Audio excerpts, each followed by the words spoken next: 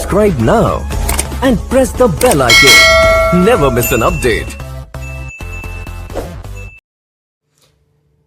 Hello मेरे प्यारे बच्चों, हम लोग आज जो है बी फॉर्म 6 सेमेस्टर का अपना फार्माकोलॉजी थर्ड जो है 6 सेमेस्टर में बेटा उसका फर्स्ट यूनिट हम लोग पढ़ेंगे जो कि अपना है रेस्पिरेटरी फार्माकोलॉजी। अब इसमें दो पार्ट है, अपने रेस्पिरेटरी हैं और जीआईटी के पार्ट हैं। तो जो important question of pharmacology third unit wise, मतलब मैक्सिमम जो सबसे ज़्यादा बार बेटा जिनका वेटेज भी ज़्यादा है, तो मतलब एग्ज़ाम ऑफ पॉइंट व्यू से और साथ साथ उसके जो भी कम्पिटिटिव एग्ज़ाम है उसके भी हिसाब से और अपना बी फॉर्म 6 सेमेस्टर के हिसाब से हम लोग इसको एक एक चीज़ें पढ़ते चलेंगे, ठीक है। तो अगर हम बात करें important question of pharmacology third का जो है बेटा यूनिट वाइज, तो हम लोग सबसे पहले यूनिट फर्स्ट पढ़ेंगे, फिर यूनिट 2, फिर यूनिट 3, फिर यूनिट 4 और फिर यूनिट 5 पढ़ेंगे। तो यूनिट फर्स्ट में सबसे पहला क्वेश्चन है अपना बेटा जो कि मोस्ट इंपॉर्टेंट है, व्हाट इज ब्रोंकियल अस्थमा। इसमें फिर क्लासिफाई करना है drug used in its treatment, mechanism of action है किसका किसका है, बीटा 2 सिम्पथेटोमाइमेटिक्स का है और मेथाइलजेंथीन्स का है और कॉर्टिकोस्टेरॉइड्स का है। फिर नेक्स्ट क्वेश्चन है drug used in management of COPD. COPD जो होता है बेटा क्रॉनिक ऑब्स्ट्रक्टिव पल्मोनरी डिजीज होता है। फिर write a note on expectorant और एंटीटसिव, ये भी क्वेश्चन कई बार पूछे गए हैं। Define respiratory stimulant with example, write mechanism of action and therapeutic uses of any one drug, ठीक है। फिर उसके बाद में classify anti ulcer agent with examples with mechanism of action and therapeutic uses of PPIs. तो जो proton pump inhibitor होता है इसके बारे में पढ़ना है हम लोगों को। फिर इसके बाद में classify laxative and purgative with example, ठीक। फिर इसके बाद में 7 नंबर क्वेश्चन है classify emetics and anti emetics with example, write mechanism of action uses of domperidone ondansetron और मेटामिक्लोप्राइड विथ एडवर्स रिएक्शन। तो हम लोग एक ही चीज करते पढ़ते चलेंगे बेटा, एकदम रिलैक्स होकर पढ़ते चलेंगे, कोई भी परेशानी नहीं लेनी है और ना ही कुछ भी बढ़ाना है। करना क्या है कि आपको रिवीजन करते रहना है बेटा, ठीक है। तो सबसे पहले हम लोग पढ़ेंगे ब्रोंकियल अस्थमा। तो ब्रोंकियल अस्थमा अगर मैं तुमको ऐसे ही बेटा जनरल पर्पज से ऐसे समझा जाऊं तो अस्थमा होता क्या है, ठीक है, अस्थमा में क्या क्या चीज़ें होती हैं, ये सब सारी चीज़ें एक एक करके हम लोग सारी चीज़ें पढ़ेंगे, ठीक है। तो ब्रोंकियल अस्थमा क्या है, ब्रोंकियल अस्थमा कैसे होता है, फिर उसके बाद में क्लासिफिकेशन ऑफ ब्रोंकियोडायलेटर्स, एक एक चीज़ अच्छे से हम लोग पूरा पढ़ते चलेंगे। और करना क्या है बेटा कि इसको ना तुम 2-3 बार रिवाइज करते रहना। ये नोट्स में तुमको टेलीग्राम चैनल में सब्सक्राइब कर लेना, वहाँ पे भी दे दूंगा। और कोई भी वीडियो स्किप मत करना बेटा, क्योंकि ये अगर आपको फार्माकोलॉजी नहीं आती है तो फिर फार्मेसी का कोई मतलब नहीं है, ठीक है। तो सबसे पहले हम लोग अस्थमा होता क्या है, ठीक है। अस्थमा क्या है, अस्थमा एक क्रॉनिक डिजीज है। अस्थमा एक क्रॉनिक डिजीज है जो कि क्या है, और ब्रोंकियल अस्थमा को जो कैरेक्टराइज्ड किया गया है hyper responsiveness of bronchial smooth muscle से किया गया बेटा। यहाँ पे बता ये रहे हैं कि जो भी हाइपर रिस्पॉन्सिवनेस आएगा ऑफ ब्रोंकियल स्मूथ मसल्स का, तो उससे होती क्या है, resulting in narrowing of air tubes, जिससे क्या हो जाता है ब्रोंकियल अस्थमा। और ब्रोंकियल अस्थमा क्या है, एक इन्फ्लेम्ड कंडीशन है। जैसे मैं यहाँ पे अगर तुमको समझाना चाहूँ बेटा कि जैसे मान लो ये जो है तुम्हारा जो भी एल्वियोलाई का पार्ट है, ठीक है, एक ये है जो प्रॉपर मतलब अपना नॉर्मल पोजीशन है। एक में क्या हुआ बेटा कि एक में उसके अंदर इन्फ्लामेशन आ गई, क्या आ गई, इन्फ्लामेशन आ गई। और जब इन्फ्लामेशन हो जाएगी तो सरफेस एरिया क्या हो जाएगी, डिक्रीज हो जाएगी, ठीक है।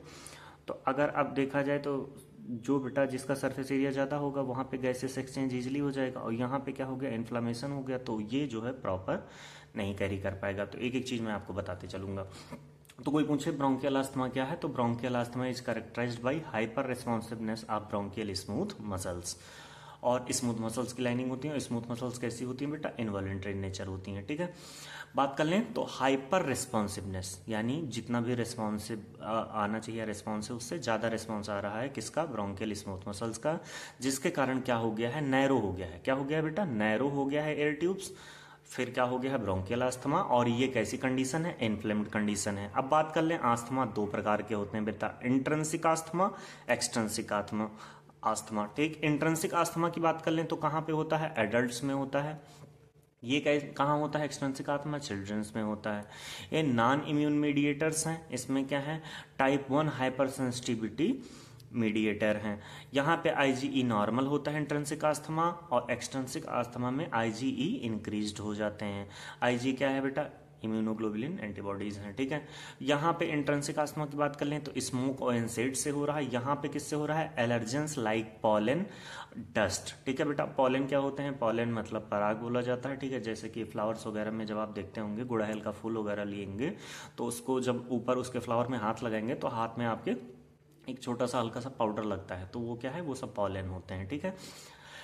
फैमिली हिस्ट्री इंट्रिंसिक आस्थमा में नहीं इन्वॉल्व होती है, इसमें फैमिली हिस्ट्री इन्वॉल्व होती है। तो अब कोई पूछे ब्रोंकियल आस्थमा क्या होता है, तो ब्रोंकियल आस्थमा सर एक ऐसी चीज है जो हाइपर रिस्पॉन्सिवनेस होता है कहाँ पे? ब्रोंकियल स्मूथ मसल से, जिससे क्या हो जाती है? नैरो हो जाती हैं एयर ट्यूब्स, जिसके कारण प्रॉपर ऑक्सीजन का फ्लो नहीं हो पाता है, उससे क्या हो जाता है? ब्रोंकियल आस्थमा हो जाता है।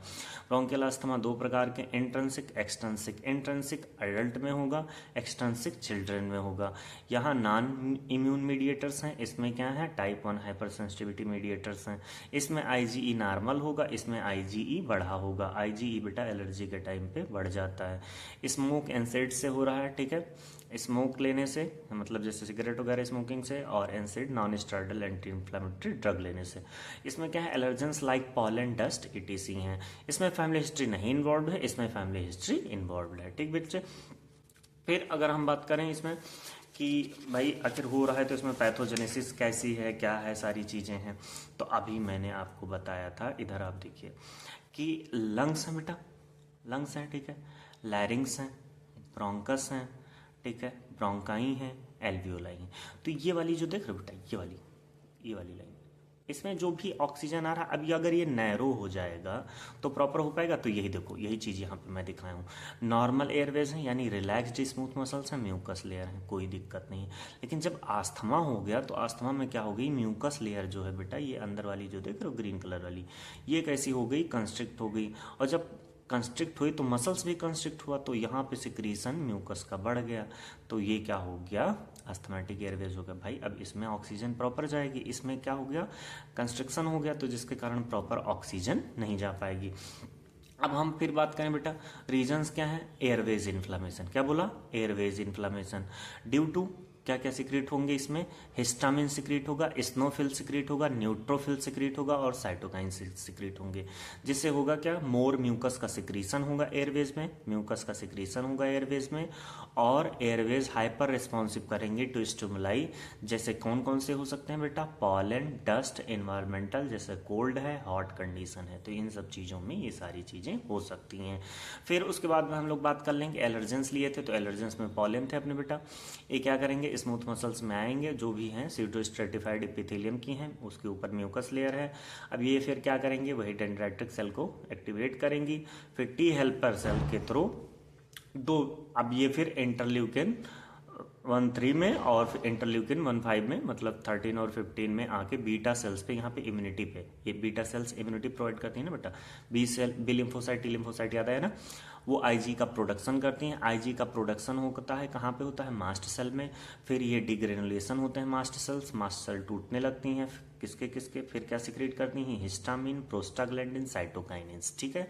3 चीजें रिलीज हुई, जिससे क्या हुआ? इन्फ्लामेशन हुआ, और इन्फ्लामेशन के कारण क्या हो गया बेटा? ब्रोंको कंस्ट्रिक्शन हो गया, जिसको बोलते हैं डिस्पीनिया और वीजिंग कफ, ठीक है। किसके कारण? यहाँ पे इन्फ्लामेशन हुई, जिसके कारण इन्फ्लामेशन किसके कारण हुई बेटा? पॉलन ग्रेन्स के कारण, ठीक है। पॉलन ग्रेन, पॉलन है, डस्ट है, environmental hot and cold condition है।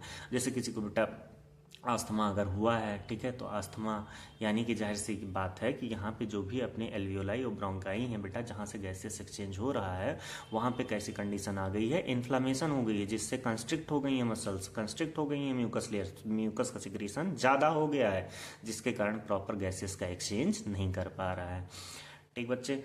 अब बात कर लें फिर टी हेल्पर 2 सेल्स जो हैं इंटरल्यूकिन 5 बनाती हैं बोन मैरो में, स्नोफिल्स बनती हैं। अब ये स्नोफिल्स हैं बेटा, बेसोफिल्स हैं, ये सब सारी चीजें क्या सिक्रेट करती हैं? हिस्टामिन, प्रोस्टाग्लैंडिन, साइटोकाइनिन्स, ठीक है। तो ये सब क्या कॉज कराते हैं? ब्रोंको कंस्ट्रिक्शन कॉज कराते हैं, ठीक है।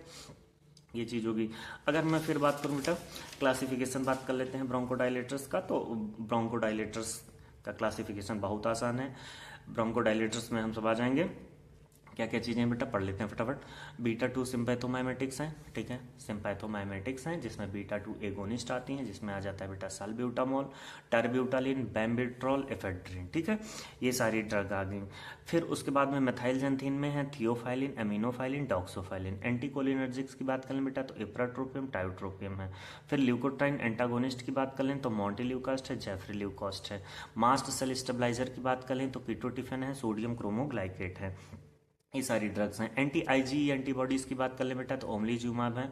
कॉर्टिकोस्टेरॉइड्स की बात कर लें तो दो होती हैं, सिस्टमिक और इनलेशनल होती हैं। सिस्टमिक की बात कर लें तो हाइड्रोकॉर्टिसोन, प्रेडनिसोलोन, ठीक है। फिर इनलेशनल की बात कर लें तो बेक्लोमेथासोन है, ब्यूडेसोनाइड है। ये सब सारी ड्रग्स होती हैं बेटा। फिर इसके बाद में अगर बात कर लिया जाए हम लोग कि भाई अगर ये ड्रग काम कैसे कैसे करती है, जैसे मान लो कि यहाँ की ड्रग हम उठा लें सिंपैथोमाइमेटिक्स में बीटा 2 एगोनिस्ट की, ठीक है, तो इसमें सल्ब्यूटामॉल है बेटा, ठीक है, और ड्रग्स भी होती हैं, फॉर्मेट्रॉल भी होती हैं। तो इसका जो मैकेनिज्म है बीटा 2 रिसेप्टर का, ये करते क्या है कि ये स्टिमुलेट कर देते हैं CAMP, साइक्लिक एडिनोसिन मोनोफॉस्फेट, जिससे क्या हो जाता है, ब्रोंकोडाइलेशन हो जाता है। अब मैं तुमको इसको एक्सप्लेन करके एक बार बता देता हूँ। अब क्या क्या है बेटा, सिंपल ही से समझते चले जाओ, बहुत हड़बड़ाना नहीं है, ठीक है। मैकेनिज्म ऑफ सिंपैथोमाइमेटिक ड्रग सल्ब्यूटामॉल क्या कर रहा है, ये अपनी प्लाज्मा मेम्ब्रेन है, ठीक है, प्लाज्मा मेम्ब्रेन में अपने GPCR हैं, जी प्रोटीन कपल्ड रिसेप्टर्स हैं, यहीं पे अपने जो ड्रग आती है बाइंड करेगी, ड्रग या हार्मोन कोई भी आएगा बेटा रिसेप्टर से बाइंड करेगा, ठीक है।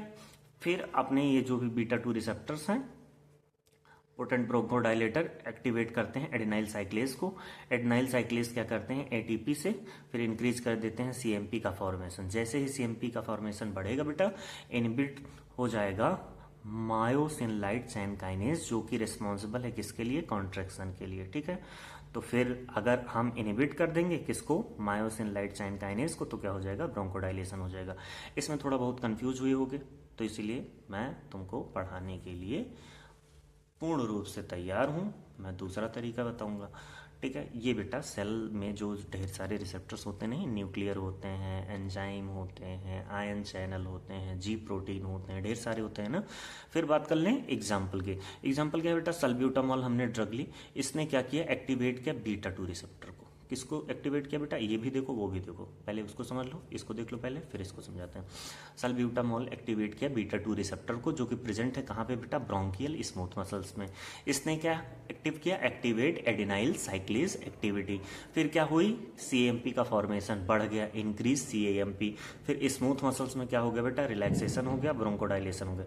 और जैसे ही ये CAMP बढ़ा बेटा, ये CMP ने क्या इनहिबिट कर दिया मायोसिन लाइट चैन काइनेज, ठीक है, MLCK, myosin light chain kinase.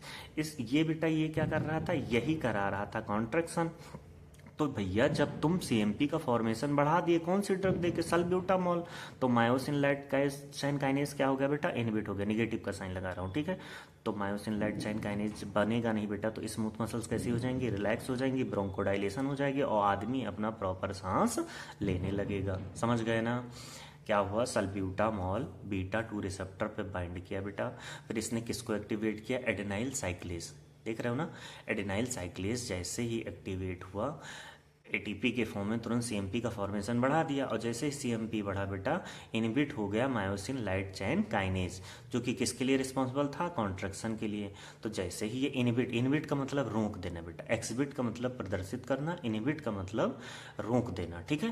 तो रोक देगा मायोसिन लाइट चैन काइनेज को, तो मायोसिन लाइट चैन काइनेज ही कॉन्ट्रैक्शन करा रहा था। किसकी मसल्स में भाई, यहाँ वाली मसल्स में, ये जो देख रहे हो ये वाली मसल्स में। तो जैसे ही मायोसिन लाइट चैन काइनेज यहाँ पे कॉन्ट्रैक्शन बंद कर देगा बेटा, तो इसकी सरफेस एरिया कैसी हो जाएगी, फिर वापस ऐसी हो जाएगी। तो कौन सी ड्रग दी है हम लोग, सल्ब्यूटामॉल ड्रग दी है। कौन सी ड्रग दी है, सल्ब्यूटामॉल, ठीक है। ठीक है बच्चे, फिर अगर बात कर लें हम लोग कि इसका फार्माकोकाइनेटिक क्या है या फिर साइड इफेक्ट क्या है, तो एक बार फटाफट बात कर लेते हैं। फार्माकोकाइनेटिक की बात कर लें तो ओरल बायोअवेलेबिलिटी इसकी 50% होती है बेटा। फार्माकोकाइनेटिक में हम लोग पढ़ते हैं absorption, distribution, metabolism, excretion. Pharmacokinetic ये बताती है body does to the drug, क्या बताती है, body does to the drug. तो ओरल बायोअवेलेबिलिटी कैसी है बेटा, 50%, ठीक है। ओरल सब जो सल्ब्यूटामॉल एक्ट करते हैं कितने घंटे में, 4 से 6 घंटे में। बीटा 2 एगोनिस्ट है, यूज करते हैं orally for those patient who can not use inhalers, ठीक है। तो जो इनहेलर्स नहीं यूज कर पाते हैं उनको हम लोग ये देते हैं। साइड इफेक्ट की बात कर लें तो बेटा मसल्स में ट्रिमर्स होगा, नर्वसनेस होगा, थ्रोट में इरिटेशन होगा, हाइपोकैलेमिया होगा। ये क्या है, इस ड्रग का साइड इफेक्ट है। फिर बात कर लें बेटा मेथाइलजेंथीन्स, पहला क्लासिफिकेशन जो था अपना क्या था, beta two sympathomimetic, beta two agonist, ठीक है बेटा। अब दूसरा वाला कौन सा है, मेथाइलजेंथीन्स, तो मेथाइलजेंथीन की बात कर लेते हैं। अच्छा मेथाइलजेंथीन की बात कर लें फटाफट। भैया मेथाइलजेंथीन्स क्या होती हैं, सेम बेटा जीपीसीआर पे बाइंड करेगा, एडिनाइल साइक्लेज को एक्टिवेट करेगा और एटीपी से सीएमपी में कन्वर्ट होगा, सीएमपी से फिर एटीपी में कन्वर्ट कर देगा फॉस्फोडाइस्टरेज। अब मेथाइलजेंथीन्स में हम ड्रग लिए थे बेटा थियोफाइलिन, कौन सी ड्रग उठाए थे, थियोफाइलिन। अब थियोफाइलिन क्या करेगा, फॉस्फोडाइस्टरेज एंजाइम को इनहिबिट कर देगा, और ये फॉस्फोडाइस्टरेज बेटा जब इनहिबिट कर देगा तो क्या हो जाएगा, degradation of CMP cGMP into ATP, मतलब एटीपी में कन्वर्ट होने से क्या करेगा, रोक देगा। तो फिर वही चीज सीएमपी का फॉर्मेशन बढ़ेगा, एमएलसी के इनहिबिट हो जाएगा, ब्रोंकोडाइलेशन हो जाएगा। तो मतलब वो भी बेटा यही काम कर रहा था, थियोफाइलिन भी यही काम कर रहा है। साइड इफेक्ट की बात कर लें तो मसल्स में ट्रिमर्स होगा बेटा, थरथराहट होगा, नर्वसनेस होगा, थ्रोट में इरिटेशन होगा, हाइपोकैलेमिया, पोटेशियम की कमी हो जाएगी। फार्माकोलॉजिकल एक्शन की बात कर लें तो फार्माकोलॉजिकल एक्शन बेटा अगर सीएनएस की बात कर लें तो सीएनएस पे क्या है, increase motor activity, motor activity को बढ़ाएगा। हाई डोज देने पे बेटा नर्वसनेस होगी, रेस्टलेसनेस होगी, पैनिक, इंसोम्निया होगा, मतलब लॉस ऑफ स्लीप। सीटीजेड की बात करें तो स्टिमुलेट करते हैं वेगल रेस्पिरेटरी सेंटर को, हाई डोज दे दें तो vomiting due to gastric mucosa irritation, मतलब मेथाइलजेंथीन का डोज अगर ज़्यादा हो जाएगा बेटा तो वोमिटिंग हो जाएगी। क्यों, क्योंकि गैस्ट्रिक म्यूकोसा में क्या कॉज करते हैं, इरिटेशन कॉज कर देते हैं।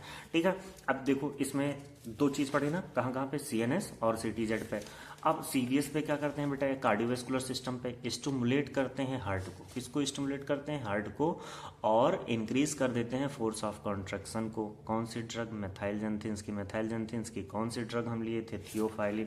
कितनी ड्रग होती हैं मेथाइलजेंथीन्स में, अभी बताएं बच्चे, ठीक, थियोफाइलिन, अमीनोफाइलिन, डॉक्सोफाइलिन। कौन कौन सी, थियोफाइलिन, अमीनोफाइलिन, डॉक्सोफाइलिन। क्लियर है, कोई भी दिक्कत नहीं होनी चाहिए। स्मूथ मसल्स की बात कर लें तो स्मूथ मसल्स क्या हैं, all smooth muscles are relaxed हो जाएंगे दवा देने पे। स्केलेटल मसल्स की बात कर लें तो एनहेंस कंट्रक्टाइल पावर। ठीक, फार्माकोकाइनेटिक प्रॉपर्टी की बात कर लें बेटा तो वेल एब्जॉर्ब्ड है ओनली। कौन सी, मेथाइलजेंथीन की बात हो रही है, कौन से ड्रग की बात हो रही है, थियोफाइलिन की बात हो रही है। एडीआर की बात कर लें तो एडवर्स ड्रग रिएक्शन क्या कहता है बेटा, हेडेक होगा, नर्वसनेस होगा, नोजिया होगा, सीएनएस टॉक्सिसिटी फॉर चिल्ड्रन होगा।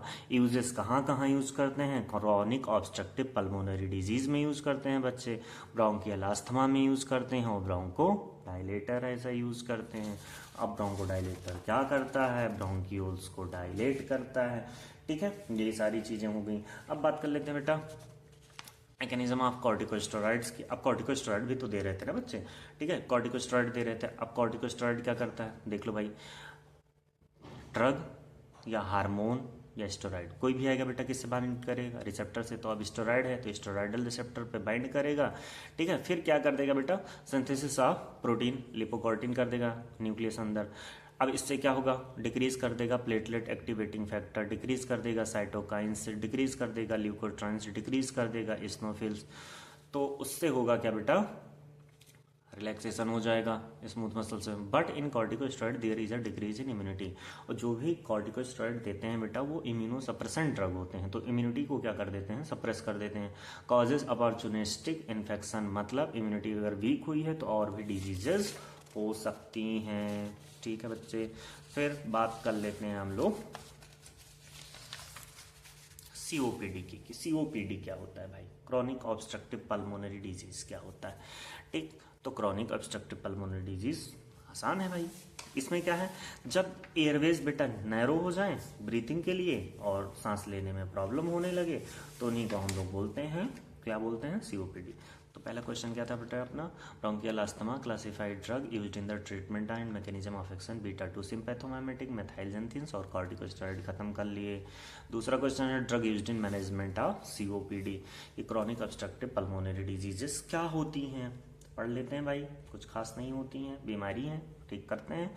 ठीक, it is a condition in which the Airways becomes narrow, difficulty in breathing. वही बात बेटा क्या हो गई, it is a condition in which Airways, जो भी लंग्स में ऑक्सीजन ला रही हैं बेटा, ठीक है, पल्मोनरी में जो भी ऑक्सीजन का सर्कुलेशन कर रही हैं उनकी बात हो रही है। Becomes narrow and difficulty in breathing. अब क्रॉनिक ऑब्स्ट्रक्टिव पल्मोनरी डिजीज क्या कह रहा है बेटा? क्रॉनिक का मतलब लॉन्ग पीरियड, जो लंबे समय से चली आ रही हैं। अब डिजीज भी कई प्रकार की होती हैं बेटा, एक्यूट होती हैं, सब एक्यूट होती हैं, ठीक है, कम्युनिकेबल होती हैं, नॉन कम्युनिकेबल होती हैं, क्रॉनिक होती हैं, ढेर सारी होती हैं, ठीक है। तो क्रॉनिक में जैसे HIV है बेटा, एड्स है, जो लंबे समय से बीमारी चली आ रही है वो क्रॉनिक डिजीज होगी, ठीक है। एक्यूट जैसे कॉमन कोल्ड हो गया, रीनो वायरस से होता है, 6-7 दिन के लिए होता है, ठीक। और क्रॉनिक डिजीज में ये हो गया, अब कैंसर है बेटा, ट्यूमर है, ये सब क्या सी हैं, क्रॉनिक डिजीजेस हैं। ऑब्स्ट्रक्टिव की बात कर लें तो डिफिकल्टी या ब्लॉकेज हो जाए। पल्मोनरी की बात हो रही है लंग्स में, तो यानी बेटा लंग्स की डिजीज की बात करेंगे। तो COPD क्या है? Is a lung disease characterized by chronic obstruction of lung. Obstruction का मतलब ब्लॉकेज या डिफिकल्टी बेटा। Air flow that interrupt with normal breathing, it is कैसा है? इरिवर्सिबल, मतलब रिवर्सिबल नहीं है। रिवर्सिबल का मतलब ये हुआ बेटा कि जो भी कंडीशंस बिगड़ी थी वो फिर से वापस आ जाएं, उनको बोलते हैं रिवर्सिबल। इरिवर्सिबल क्या मतलब हुआ? अगर एक बार वो टिश्यू हार्म हो गया बेटा तो वो फिर ठीक ना हो तो वो हो गया इरिवर्सिबल। रिएक्शन होती है ना, दोनों साइड में हो जाए, जैसे NaCl से Na+Cl- में तोड़ दिए, लेकिन Na+ और Cl- मिलाओ तो फिर से क्या बन जाएगा? NaCl बन जाएगा।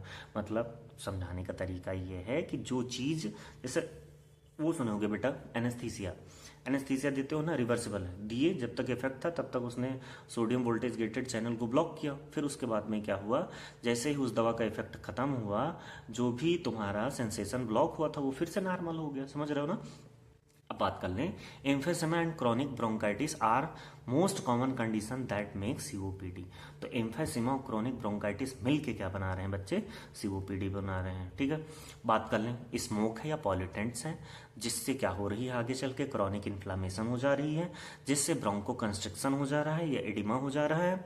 फिर एयरवेज नैरो हो जा रही हैं, एल्वियोलर का डिस्ट्रक्शन हो रहा है, मतलब एल्वियोलर वाल डैमेज हो रही हैं, एयर फ्लो लिमिटेशंस हो जा रही हैं, जिससे क्या हो जा रहा है बेटा? Causes COPD not fully reversible. Treatment की बात कर लें तो स्मोकिंग शुड बी अवॉइडेड, आपको स्मोकिंग नहीं करना है। एम्फाइसेमा वगैरह भी आती हैं बेटा इसमें, ठीक है। इनहेल्ड ब्रोंकोडाइलेटर्स में आ जाती हैं इप्राट्रोपियम, टायोट्रोपियम। फिर ओरल ग्लूकोकॉर्टिकॉइड्स की बात कर लेंगे, और फिर बीटा-2 एड्रेनर्जिक एगोनिस्ट की बात कर लेंगे, अभी पढ़ के आए हो। फिर अगर मैं तुमको थोड़ा सा इसको और अच्छे से समझाना चाहूँ, देखो एम्फाइसेमा और क्रॉनिक ब्रोंकाइटिस रेस्पिरेटरी डिजीज हैं, जो कि मिलके क्या बनाती हैं? COPD। अभी बताए हूँ बच्चे। Mostly seen in patient that are chronic smoker, या तो लंबे समय से स्मोकिंग कर रहा है, या एक्सपोजर इन एयर पॉल्यूशन, या फिर वो एयर के पॉल्यूशन में है। दिल्ली सबसे बेस्ट एग्जांपल है कि नहीं। फिर डैमेज क्या करेगा बेटा? एल्वियोलाई को, विंड पाइप को वीक करेगा। दैट्स वाई इट इज कैसा है? इरिवर्सिबल है, मतलब तुम धीरे धीरे जहर पी रहे हो, समझ रहे हो ना, तो एक दिन मर ही जाओगे। ये सारी चीजें। फिर उसके बाद में बात कर लें तो फिर क्या है? Drug used in asthma also help COPD but response is not much good. मतलब आप आस्थमा वाली ड्रग COPD में दे दो, ठीक है, अच्छी बात है, आप पढ़े लिखे हो, दे दो, लेकिन वो है क्या? काम नहीं कर पाएगी। स्मोक और पॉल्यूटेंट्स क्रॉनिक इन्फ्लामेशन, क्रॉनिक मतलब बेटा लंबे समय से, ब्रोंको कंस्ट्रिक्शन कॉज कर देगी, तो लंग्स में फिल्ड हो जाएंगे फ्लूइड, NaCl वगैरह, सोडियम आयन ज़्यादा हो जाएगा, एडिमा हो जाएगी, एयरवेज नैरो हो जाएंगी, एल्वियोलर डिस्ट्रक्ट होने लगेंगी, एयर फ्लो लिमिटेशंस हो जाएंगी, जिससे COPD होगा। Not fully reversible, fully reversible नहीं है। फिर अगर बात कर लें हम ट्रीटमेंट की, हम भैया इलाज तो करेंगे, जाहिर सी बात है, पेशेंट आएगा तो फार्माकोलॉजिस्ट हो आप, या आप डॉक्टर हो या फार्मासिस्ट हो, तो दवाई तो दोगे ही भाई। तो ट्रीटमेंट क्या है? Smoking should be avoided. पहली बात उसको रोकना है कि भैया तुम सिगरेट की स्मोकिंग बंद करो, ठीक है। क्योंकि होता क्या है, एम्फाइसेमा में बेटा जो भी इंटरल्यूकिन्स वगैरह होती हैं, ठीक, बहुत सारी चीज़ें हैं जो कि आगे मैं तुमको बताऊंगा, अभी इकट्ठे बताऊंगा तो ज़्यादा समय हो जाएगा, इसको जल्दी ख़त्म करना है। ट्रीटमेंट में क्या होता है? Smoking should be avoided. Inhaled bronchodilator, बेटा वो जो पंप लेते हैं ना, पंप यानी कि इनहेलर, ठीक है, जो भी अस्थमा वाले होते हैं उसकी बात हो रही है। Ipratropium, tiotropium bromide are used in COPD। Oral glucocorticoids benefits in COPD, ये ड्रग्स की बात हो रही है बेटा। Beta two adrenergic agonist are used in COPD, वही सल्ब्यूटामॉल वगैरह, फॉर्मेट्रॉल, सल्मेट्रॉल, ठीक है। Beta agonist salmeterol, formoterol relax bronchial smooth muscles. Anticholinergic बेटा ipratropium, tiotropium also relax bronchial smooth muscles. Corticosteroids की बात कर लें तो budesonide, beclomethasone, inhaled corticosteroid seems to reduce Airways inflammation by inhibiting leukotrienes and cytokines. Mechanism of action, all these drugs previously discussed, अभी बात किए थे, ठीक है। फिर उसके बाद में पढ़ेंगे बेटा एक्सपेक्टोरेंट्स और एंटीटसिव। क्या है भाई एक्सपेक्टोरेंट, क्या है एंटीटसिव? अगर जब खांसी में ही दे रहे हो तो इनमें क्या अंतर है, ऐसा बात कर लेते हैं। कफ क्या है बेटा? प्रोटेक्टिव रिफ्लेक्स है। जब बॉडी में कभी भी बेटा इरिटेशन हुई तुम्हारी नेजोफेरिंग्स में, ठीक है, ओरोफेरिंग्स में, लैरिंगोफेरिंग्स में, जहाँ भी म्यूकोसा है, ठीक है, तो cough is a protective reflex induced by sensory motor nerves in NDS region of medulla. Medulla की बात हो रही है बेटा, कंट्रोल कर रहे हैं। अब कफ जब आया तो कफ दो प्रकार का है बेटा, एक है प्रोडक्टिव, एक है नॉन प्रोडक्टिव। अब प्रोडक्टिव है तो वो वेट है, ठीक है, मतलब बलगम स्पूटम जो है बेटा, useful help to expel mucus, mucus को बाहर निकालना है। नॉन प्रोडक्टिव ड्राई है, यूजलेस है, इरिटेशन करेगा बेटा थ्रोट में, ठीक है। तो ये जो इरिटेशन वाला है, तो इरिटेशन वाले में हम लोग यूज करते हैं जो भी हैं अपने, कौन क्या क्या यूज करते हैं, जैसे एस्टाइलसिस्टीन एक ड्रग है बेटा जो म्यूकस के सिक्रीशन को बढ़ा देता है। चलो बात करते हैं भागो एक क्लासिफिकेशन की। तो फेरेंजियल डिमल्सेंट्स हैं, लोजेंजेस हैं, कफ ड्रॉप्स हैं, गिल्सेरीन हैं।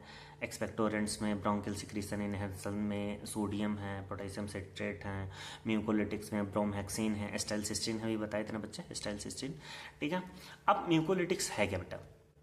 ऐसा समझ लो कि एक अपना चैन टाइप का पूरा तुम्हारा जो ग्लाइकोप्रोटीन है लिंक है डाइसल्फाइड बॉन्ड से और बनाया है पॉलीमर, और थिक और विस्किड है। म्यूकोलिटिक्स हम जब दे रहे हैं तो वहां पे क्या है बेटा, बलगम साफ नहीं हो रहा है, गले में खरखराहट है, गले में खिचखिच, विक्स विक्स की गोली लो, खिचखिच दूर करो ना, ठीक। तो वो है क्या कि वहां पे ड्राई हो गया है कफ, जिसके कारण थिक हो गया है। और सुनो मजे की बात, अगर तुम समझदार हो तो जो भी खांसी जुकाम होता है बेटा, जैसे रीनो वायरस ना, कॉमन सर्दी जुकाम हो गया, अब है रीनो वायरस से होता है। अब तुम दे रहे हो एंटीबायोटिक तो तुम उल्लू हो, तुम पढ़े लिखे नहीं हो। तो वहाँ पे क्या देना है तुमको, वहाँ पे देना है यार तुम्हें जो है एंटीवायरल ड्रग दे दो, या फिर भैया H1 एंटीहिस्टामिनिक्स दे दो, समझ रहे हो ना। सिट्रजिन दे दो। अब सिट्रजिन दोगे तो किसी ड्राइवर को मत देना जो ड्राइविंग कर रहा है, उसको सेडेशन कॉज होगा, स्लीप आएगा।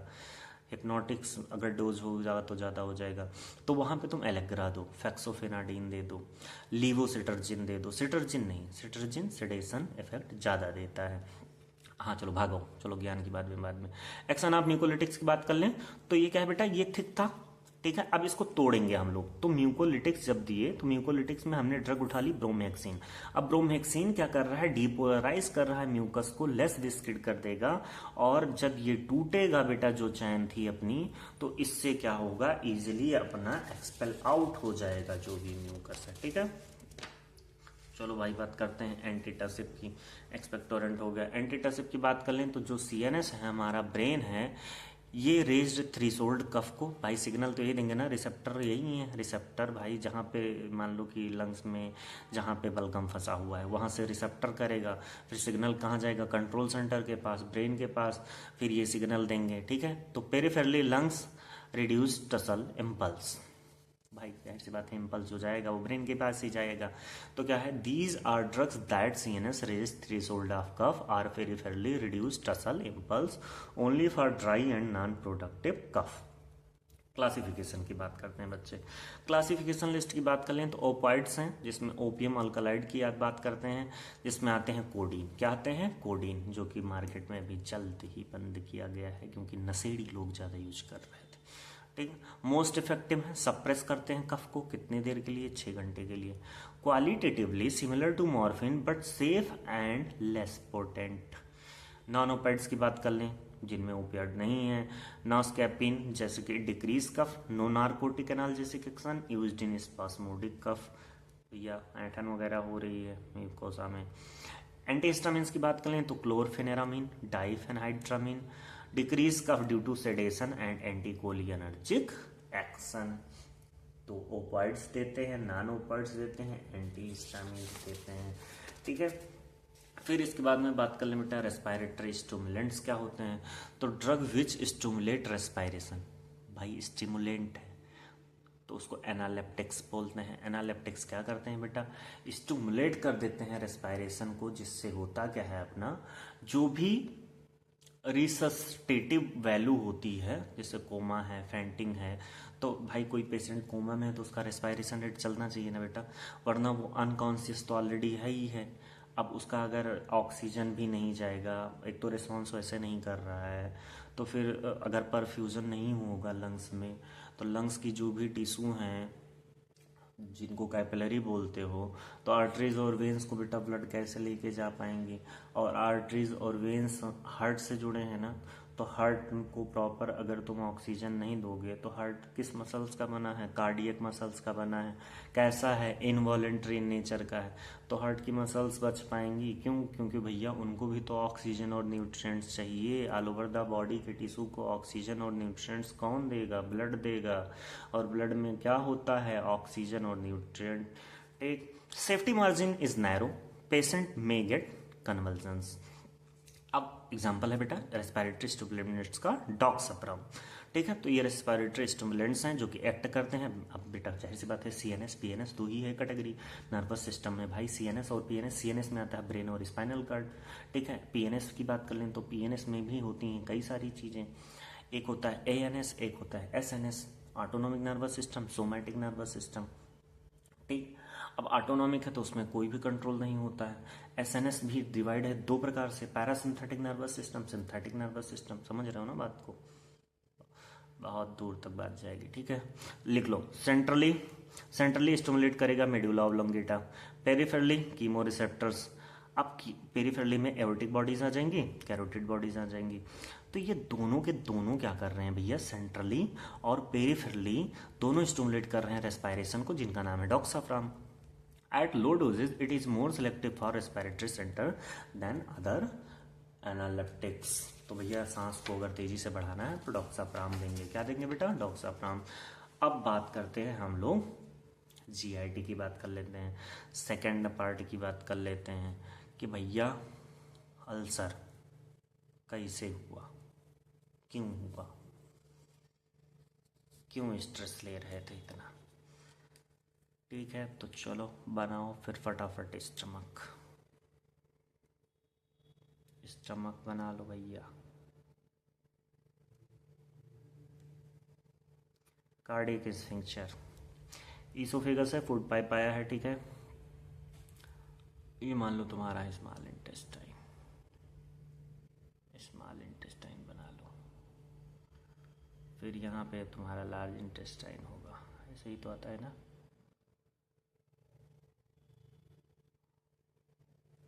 ठीक है, ये मान लो है एनएस, ठीक है। अब यह कार्डियक बोलते हैं, इसको क्या बोलते हैं? Cardiac fundus. ये ज़्यादा वाला रीजन जो होता है बॉडी, और ये होता है पाइलोरिक। अब ये जो फंडस और बॉडी है पेप्सिन बनाते हैं बेटा, क्या बनाते हैं? पेप्सिन।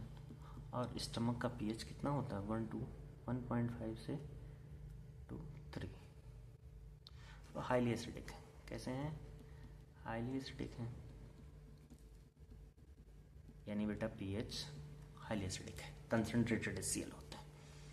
चलो भैया बात करते हैं पेप्टिक अल्सर पैथोफिजियोलॉजी की। अल्सर जो होता है बेटा एच पाइलोरी बैक्टीरिया से होता है, हेलिकोबैक्टर पाइलोरी, बैक्टीरियल डिजीज, ठीक है। कहाँ होता है? स्टमक में होता है। अब सुनो मुझे बात कि अगर स्टमक में हुआ है तो बोलोगे गैस्ट्रिक, लेकिन स्टमक और इंटेस्टाइन में दोनों में अल्सर हुआ है तो बोलोगे पेप्टिक, ठीक है ना। अब सुनो, defensive factor, aggressive factor.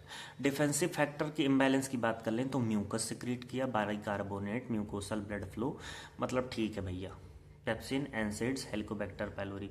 Aggressive factor है, तो एग्रेसिव फैक्टर अगर ज़्यादा होगा तो भैया क्या क्या बढ़ा है, पेप्सिन बढ़ा है, एनसेड्स बढ़े हैं, हेलिकोबैक्टर पाइलोरी बढ़े हैं।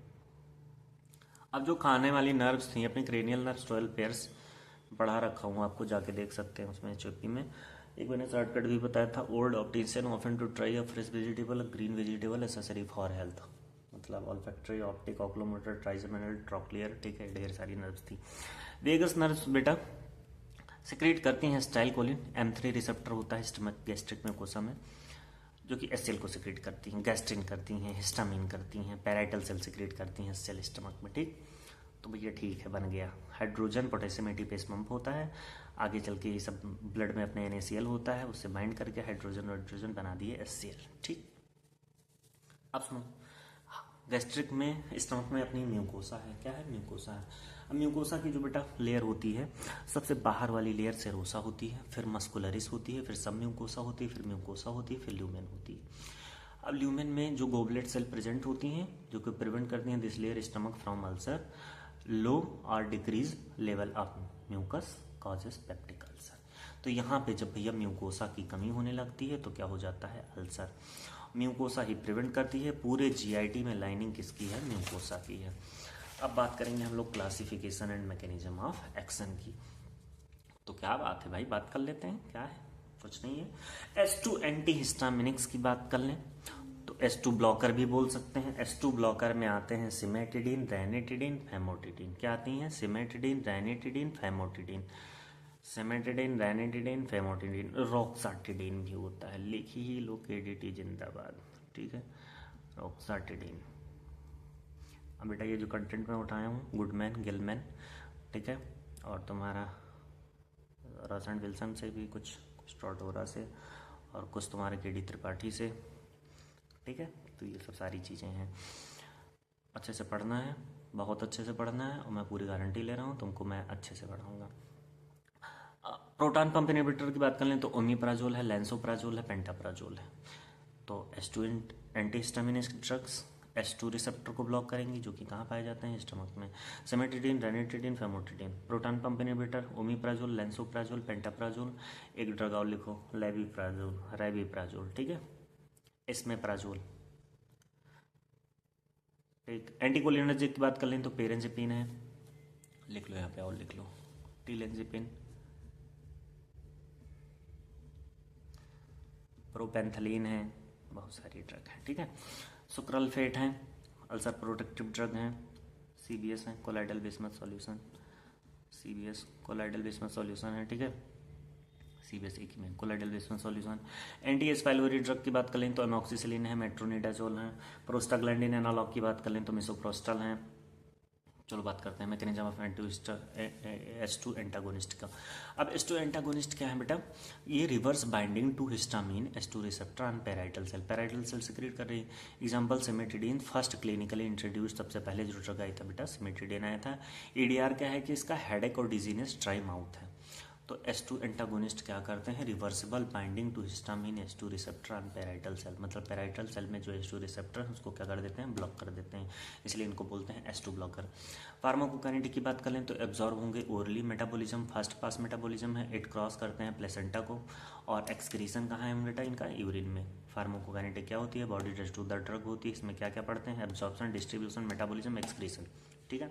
मैकेनिज्म ऑफ एक्शन की PPI की बात कर लें तो ओमिप्राजोल है, इनहिबिट करता है बेटा हाइड्रोजन पोटेशियम एटीपेस पंप, किसको ब्लॉक करता है, हाइड्रोजन पोटेशियम, पूरी कहानी ही खत्म कर देता है ये, कहता है नहीं हम परेशान नहीं कर पाएंगे ज़्यादा, हम परेशान होंगे ना, ज़्यादा परेशान हम कर पाएंगे, ठीक है। तो ये सारी चीज़ें। फिर प्रोटॉन पंप इनहिबिटर की बात कर लेते हैं। प्रोटॉन पंप इनहिबिटर ओमिप्राजोल है बेटा, जो कि क्या करता है, हाइड्रोजन पोटेशियम एटीपेस को इरिवर्सिबली ब्लॉक कर देता है। इरिवर्सिबल मतलब समझ ही रहे हो, जितनी देर तक इस ड्रग का इफेक्ट है तब तक उनको ब्लॉक ही रखेगा। अब भैया इनको देते कैसे हैं, वीक बेस के बने हैं, डिस्ट्रॉय हो जाएंगे गैस्ट्रिक एसिड में, इसीलिए हम इनको देते हैं एंटायरिक कोटेड टेबलेट में। और एंटायरिक का मतलब एंटेरॉन, एंटेरॉन का मतलब इंटेस्टाइन, इंटेस्टाइन का मतलब आंत, यानी दवा कहाँ पहुँचानी है, आंत में पहुँचानी है। डिजॉल्व इन इंटेस्टाइन, एब्जॉर्ब होंगे, रीच करेंगे पैराइटल सेल में, इनहिबिट कर देंगे पंप को।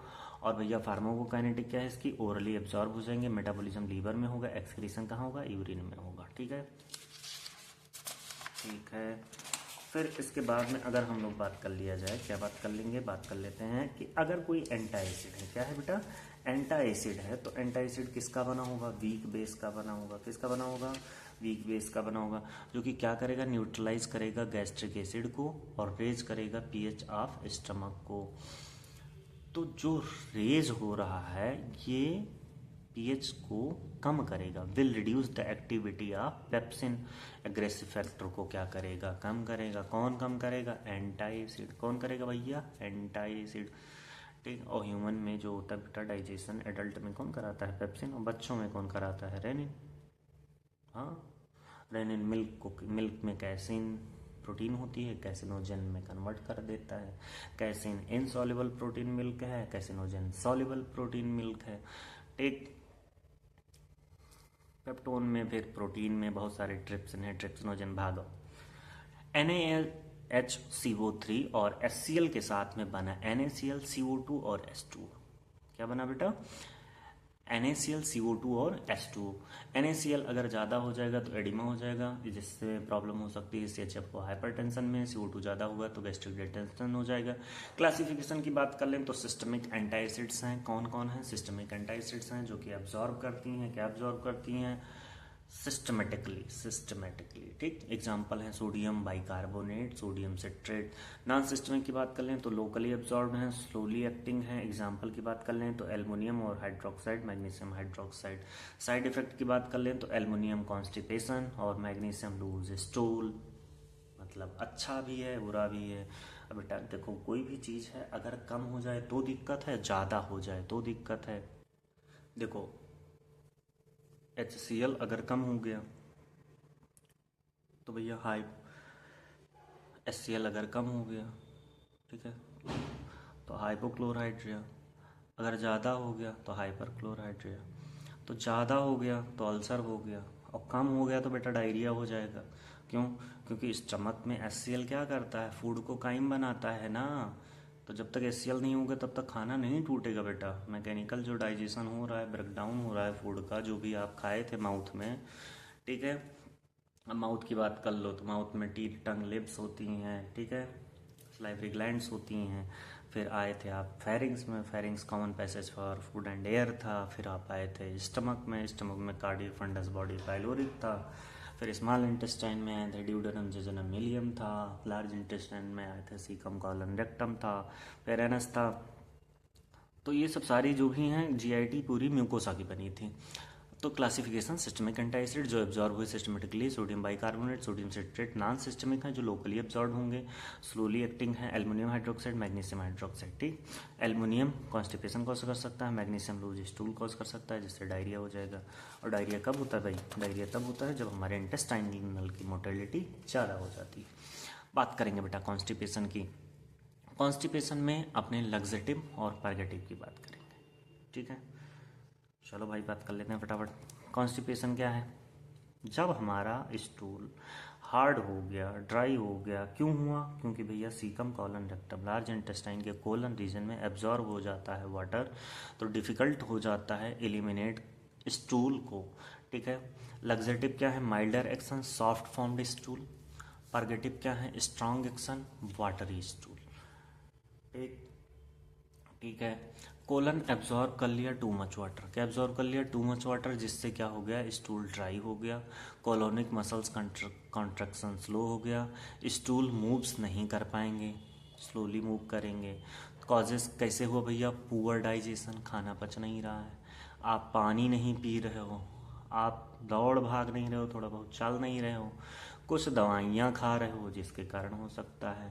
इग्नोरिंग अर्ग टू बाउल मूवमेंट, कहते हो अरे भैया ये 1 घंटे बाद जाएंगे, अभी कहाँ जाएंगे, ठीक, तो ये चीज़ें हो गई। क्लासिफिकेशन लिस्ट की बात कर लें तो बल्क फॉर्मिंग एजेंट्स हैं जिसमें डाइट्री फाइबर, ब्रेन, साइलियम आती हैं। स्टूल सॉफ्टनर की बात कर लें तो डोकोसेट आती हैं, DOSS बोलते हैं। कुछ परगेटिव हैं, magnesium sulphate, lactulose, stimulant purgative है, सेना है, बेस्कोडिल है, ठीक है, बता रहा हूँ, परेशान मत हो, उड़ेगा नहीं, ठीक है, अभी फिर से बता रहा हूँ। मैकेनिज्म ऑफ डाइट्री फाइबर की बात कर लें तो बेटा जो भी हैं अपने, पहले स्टूल कैसे थे, सॉफ्ट थे भाई, क्लोनिक ट्रांजिट को फैसिलिटेट कर रहे थे, स्वेल थे, एब्जॉर्ब थे, इंक्रीज था वॉल्यूम। फिर हार्ड था ना, तो जब हमने डाइट्री फाइबर दिया तो वो कैसे हो गए, सॉफ्ट हो गए। Note, many drug in low dose act as laxative और many drug in high dose act as purgative, काम दोनों एक ही कर रहे हैं। फिर चलो समझा देते हैं फटाफट, दिक्कत नहीं लेना है, ठीक। लग्जेटिव का मैकेनिज्म ऑफ एक्शन अगर बताऊं बेटा तो वॉल्यूम इंक्रीज हो जाएगी, विस्कोसिटी डिक्रीज हो जाएगी, मेक्स सॉफ्ट स्टूल हो जाएगा। वॉल्यूम इंक्रीज करो, विस्कोसिटी कम करो, make soft stool. Example dietary fibre, brain इस और इसबगोला, इसबगोल सुने होंगे ना बेटा, जब भूसी आती है उसको मतलब बल्किंग एजेंट है, ठीक है। कंसिस्ट किसका, ब्रेन किसका है, consist about 40% dietary fibre, absorb करता है वाटर इन इंटेस्टाइन, स्वेल कर जाता है और जिससे वाटर कंटेंट फीकस में बढ़ जाता है और फैसिलिटेट हो जाता है कोलोनिक ट्रांजिट और एलिमिनेशन ऑफ कंटेंट जो होता है बाहर निकल जाता है, एक्सक्रीट आउट हो जाता है फीकस। तो चलो परगेटिव्स की बात कर लेते हैं भैया, परगेटिव भी जानना जरूरी है। परगेटिव क्या है बेटा, स्ट्रॉन्ग एक्शन है, वाटरी स्टूल है। ऑस्मोटिक परगेटिव होते हैं, स्टिमुलेंट होते हैं। तो ऑस्मोटिक की बात कर लें तो मैग्नीशियम सल्फेट, क्या है, magnesium sulphate, magnesium hydroxide, sodium sulphate, sodium phosphate, lactulose, lactitol. Stimulant में 3, डाइफेनाइल मेथेन्स, एंथ्राक्विनोन्स, 5-HT4 एगोनिस्ट। डाइफेनाइल मेथेन्स में बेटा बिस्कोडिल, सोडियम पिकोसल्फेट। एंथ्राक्विनोन्स की बात कर लें सेना कैस्कैरा। 5-HT4 एगोनिस्ट की बात कर लें तो प्रूकेल्पराइड। PG एनालॉग की बात कर लें तो ल्यूबीप्रोस्टॉन। मैकेनिज्म ऑफ एक्शन सुनो, all purgative increase water content of the faeces, जो भी फीकस है बेटा उसमें वाटर कंटेंट बढ़ा देते हैं। अगर वाटर बढ़ेगा तो इलेक्ट्रोलाइट्स जो है इंटेस्टाइन ल्यूमेन आएंगी और फिर इंक्रीज हो जाएगा वॉल्यूम ऑफ कोलोनिक कंसेंट, ठीक है, मतलब जो भी कंसंट्रेशन है अपना। फिर मेक इट इजी प्रोपेल्ड, फिर इजिली क्या हो जाएगा, फीकस पास आउट हो जाएगा। अब हम बात करेंगे एमेटिक्स की, किसकी बात करेंगे, एमेटिक्स। एमेटिक्स क्या होते हैं बेटा, vomiting inducer, those drugs produce vomiting, क्या कॉज करा रही हैं, वोमिटिंग करा रही हैं, उनको हम लोग क्या बोलते हैं, एमेटिक्स। अब सुनो, अगर एंटी एमेटिक्स है तो वोमिटिंग को ट्रीट करेगा, लेकिन अगर एमेटिक्स है तो क्या है, वोमिटिंग को इंड्यूस करेगा, यानी उल्टी कराएगा और उल्टी ट्रीट करेगा, अलग अलग चीजें। These drug produce vomiting to eliminate क्या भैया, poison, toxic substance from body. अब एमेटिक्स कौन कौन से हैं भाई, पर्पस क्या है, टू एलिमिनेट पॉइजन या टॉक्सिक सब्सटेंस को हमें बॉडी से बाहर निकालना है, ठीक है। अब बॉडी से बाहर इसलिए निकालना है भाई क्योंकि वो कोई भी चीज़ अगर आप गलती से खा लिए हो मान लो, या फिर कोई अगर पॉइजन इनटेक कर लिया है तो वहाँ पे अगर आप उल्टी करा दोगे तो क्या है बेटा, जो भी अपने स्टमक में जो भी कंटेंट था वो बाहर आ जाएगा, ठीक है, तो उससे क्या हो जाएगा, पेशेंट बच जाएगा। अब पर CTZ chemo receptor trigger zone होते हैं बेटा, ब्रेन में होते हैं, मेडुला में, ठीक है। इनपुट क्या है, डोपामिन D2 रिसेप्टर है, 5-HT3 है, न्यूरोकाइनिन है वोमिटिंग सेंटर को। वेस्टिबुलर अपरेटस है, मस्करेनिक M1 और H1 हिस्टामिन, ये भी सिग्नल देते हैं। पेरिफेरल GIT में इनपुट्स 5-HT3, ठीक, ये भी हैं। अब जैसे ओंडेस्टेरॉन एक ड्रग सुने हुए, ओंडेम MD, माउथ डिसइंटीग्रेटिंग होता है, चुएबल टैबलेट्स है, तो वो क्या है, 5-HT3 एंटागोनिस्ट बेटा, इसको ब्लॉक कर देता है। मस्करेनिक दे दोगे, मस्करेनिक ब्लॉक कर देगा, हिस्टामिन दे दोगे, हिस्टामिन ब्लॉक कर देगा। तो ये सब सारी चीज़ों को अगर आप ब्लॉक कर दोगे तो वोमिटिंग नहीं आएगी, और इन्हीं चीज़ों को इन्हेंस कर दोगे तो वोमिटिंग हो जाएगी, प्रमोट हो जाएगी वोमिटिंग। तो वोमिटिंग सेंटर है कहाँ, मेडुला है। क्लासिफिकेशन ऑफ एमेटिक्स की बात कर लें तो बेटा ड्रग है एपोमॉर्फिन, उल्टी कराता है, डोपामिन एगोनिस्ट है, और एगोनिस्ट वह होती हैं जो ड्रग रिसेप्टर के साथ बाइंड करें, फार्माकोलॉजिकल एक्शन दें। एंटागोनिस्ट वो होती हैं जो ड्रग रिसेप्टर के साथ बाइंड तो करें लेकिन फार्माकोलॉजिकल एक्शन ना दें।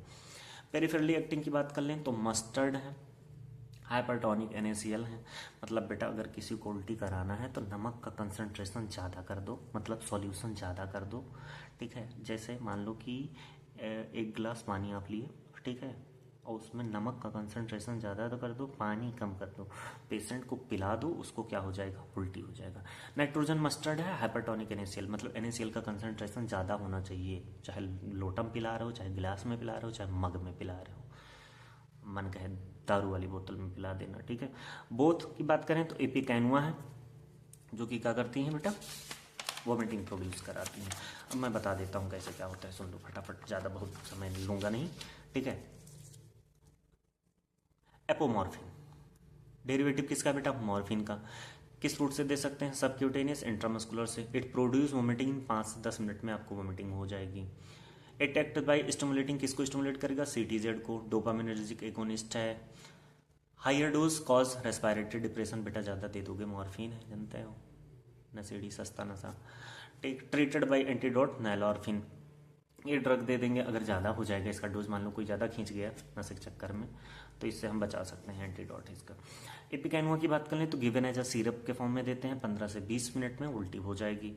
It produce vomiting in 15 minutes, safe in children also, मतलब बच्चों में भी सेफ है। अब सुनो, अब भैया अभी तक वोमिटिंग करा रहे थे, अब वोमिटिंग को ठीक करने जा रहे हो, ठीक है। एंटी एमेटिक्स क्लासिफिकेशन, अब एंटी एमेटिक्स क्या करेगा, प्रिवेंट करेगा वोमिटिंग को भाई। अब classification, anticholinergics, hyoscine for motion sickness.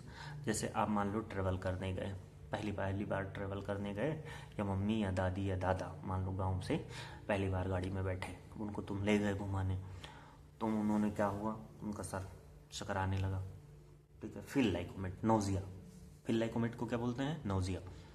अब उनको नोजिया होने लगा तो उसी को बोलते हैं मोशन सिकनेस। मतलब आप चल रहे थे, आपका वेस्टिबुलर कॉक्लियर डिस्टर्ब हो गया, basilar membranes organ of Corti वगैरह, तो उससे क्या हुआ, आपको वोमिट हो गई।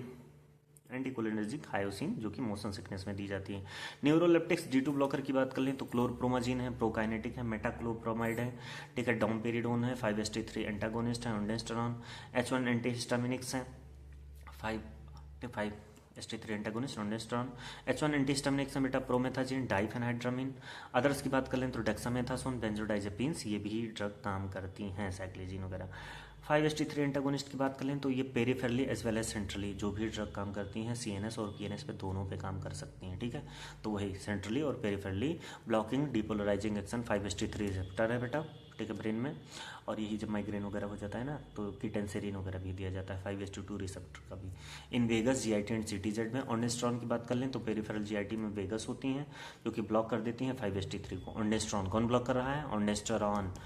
CTZ की बात कर लें तो ब्लॉक करती हैं 5-HT3, ठीक है। ADR क्या है, headache, dizziness, mild constipation, abdominal discomfort. अब सुनो ना, लाइक कान खोल के सुन, आज तक तुमने जो भी पढ़ा एडवर्स इफेक्ट यही पढ़ा, नोजिया और वोमिटिंग, है कि नहीं, डायरिया, लेकिन नालायक इसमें मत लिख देना, ये एंटी एमेटिक्स है बे, ठीक।